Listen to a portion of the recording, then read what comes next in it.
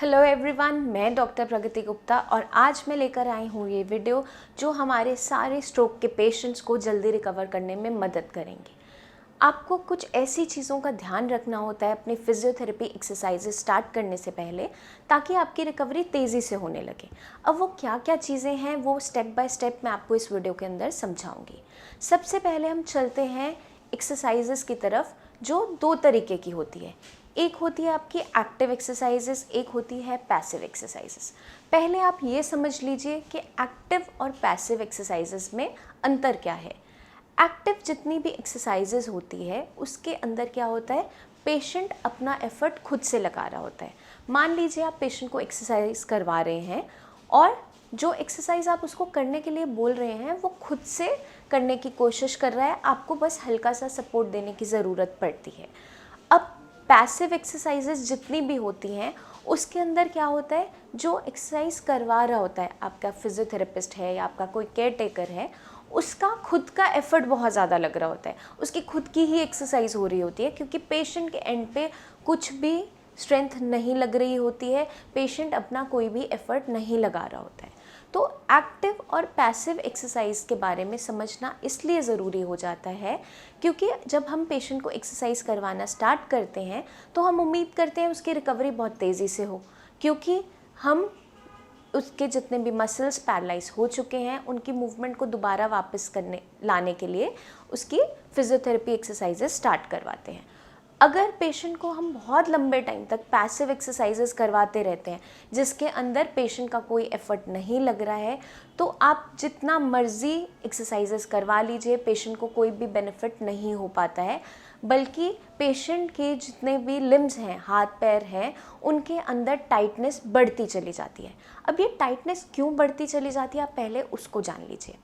जब भी हम पेशेंट को पैसिव एक्सरसाइज करवाते हैं, जिसका मतलब है कि हम as a physiotherapist, as a caretaker अपना एफर्ट ज़्यादा लगा रहे हैं। मान लीजिए पेशेंट के लेफ्ट हैंड साइड पे पैरालिसिस है और उसकी कोहनी मुड़ी हुई है, आप उसको बार बार एक्सरसाइज करवा रहे हो, खोलने की, बंद करवाने की, हाथ की उंगलियां खोलने की, बंद करने की, बट पेशेंट अपने एंड पे कोई भी एफर्ट नहीं लगा रहा है, सारा दम आप लगा रहे हो, तो ऐसी एक्सरसाइज करवाना टोटली वेस्ट है, क्योंकि उसके अंदर पेशेंट को कोई बेनिफिट नहीं मिल पाता। क्योंकि जब तक पेशेंट का ब्रेन उस एक्टिविटी को करने में पार्टिसिपेट नहीं करता है, किसी भी एक्सरसाइज को करवाने का कोई बेनिफिट नहीं होता है। क्योंकि जैसा कि हम सभी जानते हैं, पैरालिसिस जो बीमारी है वो एक न्यूरोलॉजिकल डिसऑर्डर है, वो ब्रेन का डिसऑर्डर है। ब्रेन से कंडक्शन नहीं आ रही है आपके हाथ पैर को चलाने की, ब्रेन सिग्नल नहीं भेज पा रहा है आपके हाथ पैर की मूवमेंट की, क्योंकि आपके हाथ पैर तो पहले ठीक थे, आप बिल्कुल हेल्दी थे, अचानक से स्ट्रोक होने के बाद आपकी हाथ पैर की एक्टिविटी रुक गई है। तो ब्रेन को ये सिखाना बहुत ज़्यादा ज़रूरी हो जाता है कि वो जो पहले एक्टिविटी कर रहा था, हाथ पैर की मूवमेंट कर रहा था, उसको दोबारा रीगेन करवाना बहुत इम्पॉर्टेंट हो जाता है। यही एक पर्पस होता है फिजियोथेरेपी एक्सरसाइजेस का। अब हम चलते हैं नेक्स्ट पॉइंट की तरफ। उसके अंदर क्या चीज़ों का ध्यान रखना होता है, पेशेंट को जो भी आप एक्सरसाइज करवा रहे हो वो एक एक्टिविटी के फॉर्म में करवाइए। मान लीजिए पेशेंट की आपको हाथ की एक्सरसाइज करवानी है, उसके लेफ़्ट हैंड में पैरालिसिस है और उसकी कोहनी मूव नहीं कर पाती, उसकी फिंगर्स खुल नहीं पाती है, शोल्डर में ज़्यादा मूवमेंट नहीं है। तो इस कंडीशन में आपको क्या ध्यान रखना है, आपको कुछ ऐसी एक्टिविटी करवानी है जो पेशेंट पहले शायद करता होगा स्ट्रोक आने से पहले। अब पेशेंट के लेफ़्ट साइड पे पैरालिसिस है, तो हम क्या करेंगे, पेशेंट को पैसिव एक्सरसाइजेस ना करवाते हुए उसकी कोहनी को खोलना बंद करना है, मुट्ठी खोलना है, बंद करना है। ये इनिशियली हेल्पफुल होती है जब पेशेंट बिल्कुल बेड रिडन होता है, जब उसकी बॉडी के अंदर बिल्कुल भी ताकत नहीं होती है। जब एक बार पेशेंट थोड़ा चलने फिरने लगता है, बैठने लग जाता है, हाथ में थोड़ी स्ट्रेंथ आने लगती है, उसके बाद इन पैसिव एक्सरसाइजेस का कोई भी बेनिफिट नहीं मिल पाता है। तो हमें कोई ऐसी एक्सरसाइज करवानी है जो उसके ब्रेन को भी एक्टिवेट करे, साथ के साथ मसल्स पे भी वर्क करे। अब मान लीजिए जैसे कि मैंने आपको बताया लेफ़्ट हैंड साइड पे पैरालिसिस है, अब हमें पेशेंट को एक ऐसी एक्टिविटी करवानी है जिसके अंदर उसके हाथ की फिंगर्स की मूवमेंट भी हो, रिस्ट की मूवमेंट भी हो, कोहनी की मूवमेंट भी हो और शोल्डर की मूवमेंट भी हो। तो इस कंडीशन में हम क्या कर सकते हैं, पेशेंट के पाम पे आपने थोड़ा सा ऑयल लगा दिया और पेशेंट को आपने क्या बोलना है, आप अपने सिर पे मसाज कीजिए। तो पेशेंट के हाथ में अगर मूवमेंट नहीं है तो पेशेंट के लिए डेफिनेटली मुश्किल होने वाला है टास्क करना, लेकिन इस कंडीशन में आप उसको एक्टिव एक्सरसाइज में कन्वर्ट करने के लिए पेशेंट को सिर्फ हल्का हल्का सपोर्ट करोगे। पेशेंट के हाथ को आपने सिर तक लेके जाना है और उसके बाजू उसकी कोहनी को सपोर्ट करते हुए उसके हाथ को मूव करवाना है। जब आप हाथ की मूवमेंट करवाओगे, हल्का हल्का मूव करवाओगे, अपनी स्ट्रेंथ ज़्यादा ना लगाते हुए, सिर्फ सपोर्ट करते हुए, उसकी फिंगर्स को खोलते हुए, तो इसमें क्या देखा जाएगा, जब वो अपनी हेड मसाज करने की कोशिश करेगा तो ब्रेन उसको सिग्नल दोबारा भेजेगा। कभी ना कभी उसने अपनी हेड मसाज की थी, उसके ब्रेन के अंदर वो मेमोरी रह जाती है। अब जब वो मेमोरी रह जाती है तो ब्रेन हेल्प करता है उस एक्टिविटी को रीगेन करने में। इससे क्या मदद मिलेगी कि उसके मसल्स में दोबारा से कंडक्शन आनी शुरू होगी, ब्रेन दोबारा सिग्नल भेजना शुरू करेगा। तो कभी भी आप कोई भी एक्सरसाइज करवाते हो तो किसी ना किसी एक्टिविटी के फॉर्म में करवाओ जो पेशेंट पहले करता था। मान लीजिए किसी को कुकिंग बहुत पसंद थी, तो आप उसको साथ में कुछ भी वेजिटेबल चॉप करने के लिए दे सकते हो। अगर पेशेंट की फिंगर्स नहीं भी खुल रही है, आप उसके हाथ में नाइफ़ को होल्ड करवा दोगे, अपनी हल्की हल्की सपोर्ट से आप उसको चॉप करवाना शुरू करोगे। उस कंडीशन में क्या होगा, ब्रेन दोबारा से उस एक्टिविटी को याद करेगा, मेमोरी जो ब्रेन में थी वो हेल्प करेगी पेशेंट की रिकवरी को दोबारा से लाने में।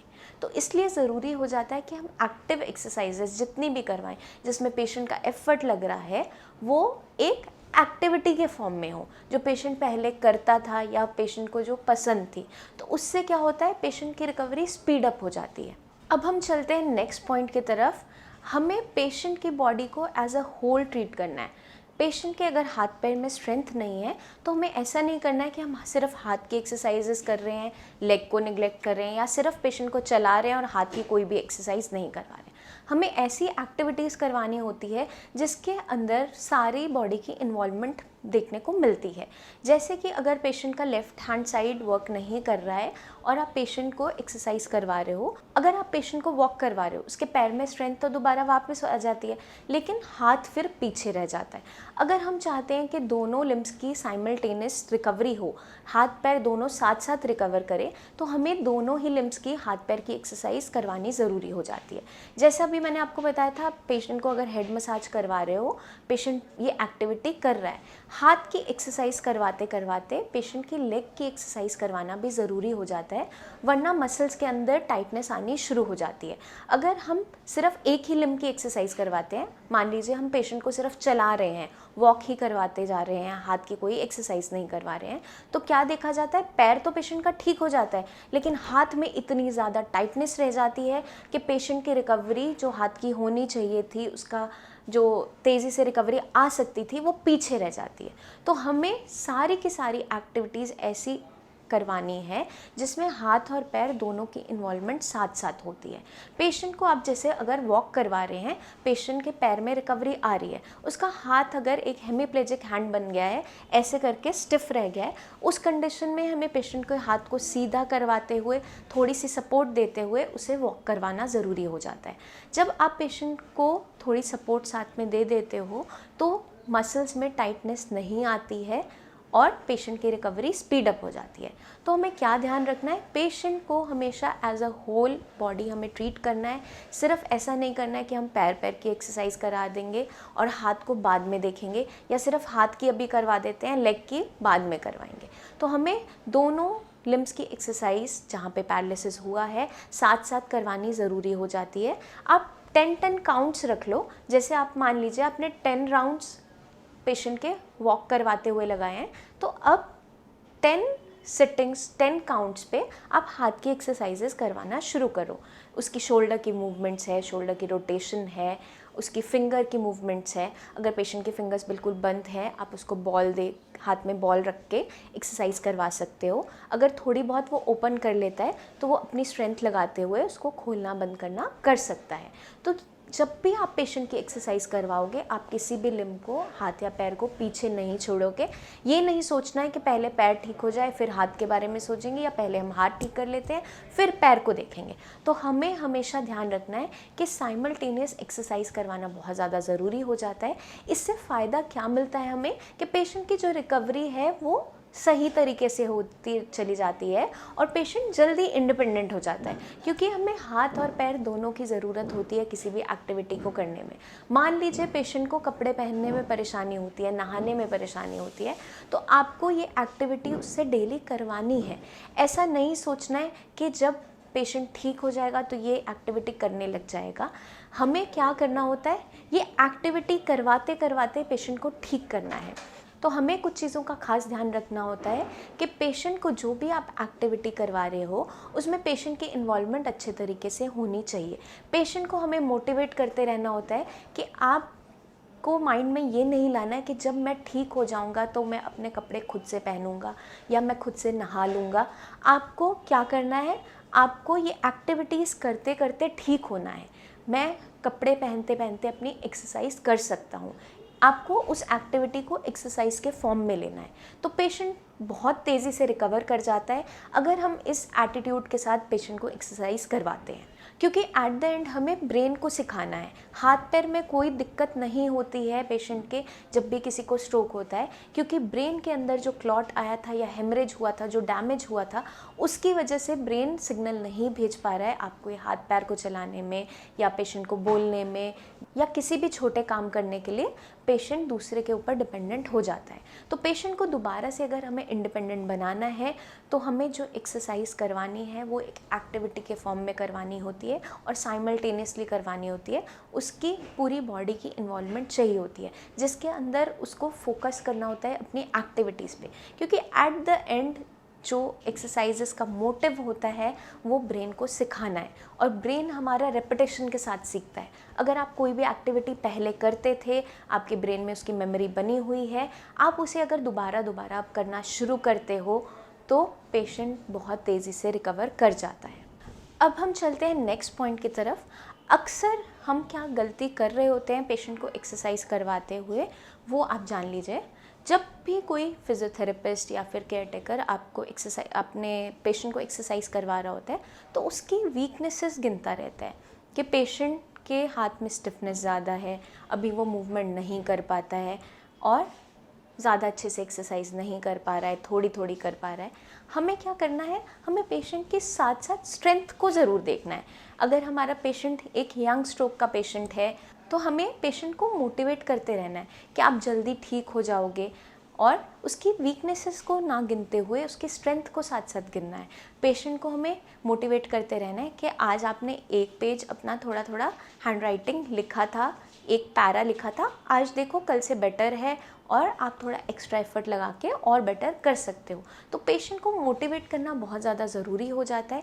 पेशेंट की सिर्फ वीकनेसेस को ना गिनते हुए उसकी स्ट्रेंथ को देखना बहुत ज़्यादा ज़रूरी होता है, क्योंकि इससे मदद मिलती है पेशेंट को दोबारा से रिकवर होने में। क्योंकि जितना पेशेंट एक पॉजिटिव एटीट्यूड के साथ एक्सरसाइजेस करता है, अपनी एक्टिविटीज़ करता है, उसको कहीं ना कहीं उम्मीद जगती चली जाती है कि वो जल्दी ठीक हो जाएगा। इसी प्रोसेस में ब्रेन तेज़ी से सीखने लगता है और पेशेंट की रिकवरी स्पीड अप हो जाती है। तो हमें क्या ध्यान रखना है, पेशेंट की वीकनेसेस हमें पता है, पेशेंट के अंदर स्ट्रेंथ ज़्यादा नहीं है, स्टिफनेस अभी ज़्यादा है, हमें वो ना गिनते हुए इसकी स्ट्रेंथ को सबसे पहले नज़र में लाना है, ताकि हम पेशेंट को अच्छे से मोटिवेट कर सकें और पेशेंट की रिकवरी तेज़ी से ला सकें। और साथ के साथ पेशेंट को क्या एक्सरसाइज करने का मन है उससे आपको ज़रूर पूछना है। ज़्यादातर जब भी हम एक्सरसाइज करवा रहे होते हैं, या तो फिजियोथेरेपिस्ट अपने अकॉर्डिंग करवा रहा होता है या केयर टेकर्स अपने अकॉर्डिंग करवा रहे होते हैं कि जो पेशेंट के लिए हमें एक्सरसाइज करवानी है वो डेली रिपीट करवा रहे होते हैं। हमें पेशेंट से पूछना बहुत ज़्यादा ज़रूरी हो जाता है कि उसका क्या करने का मन है। मान लीजिए पेशेंट को घूमना बहुत पसंद है, तो पेशेंट को आप इसी फॉर्म में एक्सरसाइज करवा सकते हो। कहीं उसे बाहर घुमाने ले गए और इसी फॉर्म में उसकी वॉक करवा के वापस आ गए। तो एक्टिविटी उसकी पसंद की भी हो गई और साथ के साथ एक्सरसाइज भी हो गई। ऐसा नहीं है कि वॉक करवाने में आपने वही घर के 4-5 उसको राउंड लगवा दिए, अंदर वही सेम पैटर्न में वो वॉक कर रहा है, उससे पेशेंट बोर हो जाता है और कुछ दिन में वो एक्सरसाइज करना छोड़ देता है। उस पेशेंट की इन्वॉल्वमेंट एक्सरसाइज के अंदर होना ज़रूरी हो जाता है। तो पेशेंट को अगर पहले राइटिंग पसंद था या सिंगिंग पसंद था, अब वो ठीक तरीके से बोल नहीं पाता है, तो आप गाने चला के उसको रिपीट करने के लिए बोलो, सिंगिंग करने के लिए बोलो, तो पेशेंट का ब्रेन दोबारा सीखने लगता है। बार बार की रेपिटेशन से वहाँ से कंडक्शन आने शुरू हो जाती है और उस एक्टिविटी में जैसे जैसे वो इंटरेस्ट लेता जाता है, वो एक्सरसाइज उसके लिए और बेनिफिशियल साबित होती चली जाती है, क्योंकि ब्रेन की इन्वॉल्वमेंट आ जाती है साथ में। ब्रेन फोकस करने लगता है, ब्रेन खुद से कोशिश करने लगता है रिकवर होने में। तो ऐसी एक्सरसाइजेस का ज़्यादा बेनिफिट देखने को मिलता है पेशेंट के लिए। तो हमें बहुत सी चीज़ों को कंबाइन करके एक पेशेंट का एक्सरसाइज का रेजिमेंट बनाना होता है, एक शेड्यूल बनाना होता है, जिसमें पेशेंट की एक्सरसाइज भी सही तरीके से हो रही हो और पेशेंट को बोरियत भी ना हो, ताकि वो रोज़ रोज़ सेम एक्सरसाइज करने से बोर होके छोड़ दे, मुझे कोई अब रिकवरी नहीं नज़र आ रही, और एक एंड पे आके वो सारी एक्सरसाइज करना छोड़ देता है। तो हमें क्या ध्यान रखना है, जो भी हम एक्सरसाइज करवा रहे हैं वो एक्टिविटी के फॉर्म में करवानी है। जैसे हम बच्चों को सिखाते हैं, बच्चों को अगर कुछ भी आपको सिखाना है, राइम्स के तौर पे सिखाया जाता है, अगर उन्हें अल्फ़ाबेट्स भी सिखाने हैं तो वो भी राइम्स के तौर पे, क्योंकि ब्रेन इस तरीके से बहुत जल्दी सीखता है। तो जब भी हमें पेशेंट को रिकवर करवाना है, उसकी सारी एक्टिविटीज़ इसी तरीके से होनी चाहिए। अगर उसे कुकिंग पसंद थी तो आप उसको हेल्प करते हुए चॉपिंग करवाइए, या कोई रेसिपी वो बनाना चाहते हैं उसके साथ में हेल्प कीजिए। उससे क्या होगा, ब्रेन दोबारा से वो काम करना सीखता जाएगा और इसी तौर पे पेशेंट की एक्सरसाइज भी हो जाएगी और पेशेंट बोर भी नहीं होगा। तो आई होप आप इस वीडियो में समझ गए होंगे कि किन किन चीज़ों का हमें खास ध्यान रखना है फिजियोथेरेपी एक्सरसाइजेस करवाने से पहले, क्योंकि हम सिर्फ हाथ पैर की एक्सरसाइज नहीं करवा रहे हैं, हम एट द एंड ब्रेन को सिखा रहे हैं और ब्रेन की इन्वॉल्वमेंट उस एक्सरसाइज के अंदर लानी ज़रूरी हो जाती है। आपके माइंड में कोई भी डाउट्स हों अपनी कंडीशन को लेकर, कोई भी एक्सरसाइजेस को लेकर, तो आप नीचे दिए हुए नंबर्स पर हमें कॉल करके हमसे बात कर सकते हैं। आप क्लिनिक पे आके हमसे मिल भी सकते हैं।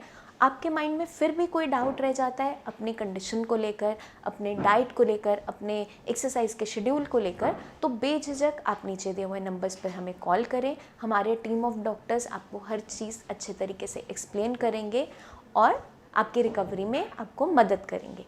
जल्दी ही लेकर आऊँगी मैं बहुत सी वीडियोस जो आपकी रिकवरी में आपको बहुत अच्छे तरीके से मदद करेगी।